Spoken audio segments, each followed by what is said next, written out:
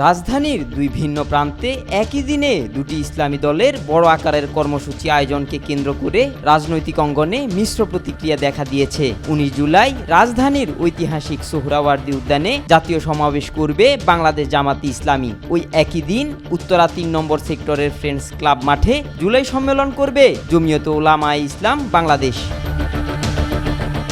জুলাই আগস্টের গণ আন্দোলনে নিহতদের স্মরণে সম্মেলন আয়োজন করেছে জমিয়ত। সংগঠনটি ঢাকা মহানগর উত্তরা জোনের ব্যানারে সকাল ৯টায় সম্মেলন শুরু হবে বলে জানিয়েছেন মহাসচিব মাওলানা মঞ্জুরুল ইসলাম আফেন্দি।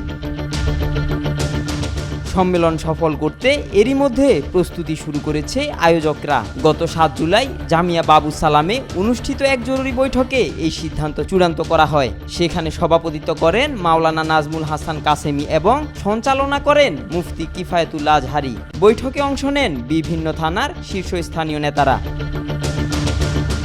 এদিকে নির্বাচনে লেভেল প্লেইং ফিল্ড নিশ্চিতকরণ, সকল গণহত্যার বিচার, প্রয়োজনীয় মৌলিক সংস্কার, জুলাই সনদ ও ঘোষণাপত্র বাস্তবায়ন, জুলাই অভ্যুত্থানে শহীদ ও আহতদের পরিবারের পুনর্বাসন, পিআর পদ্ধতিতে জাতীয় নির্বাচন অনুষ্ঠান এবং প্রবাসীদের ভোট প্রদানের ব্যবস্থার দাবিতে ১৯ জুলাই দুপুর ২টায় সমাবেশ করবে জামাত। আব্দুল্লাহ আল নোমান, আজকাল।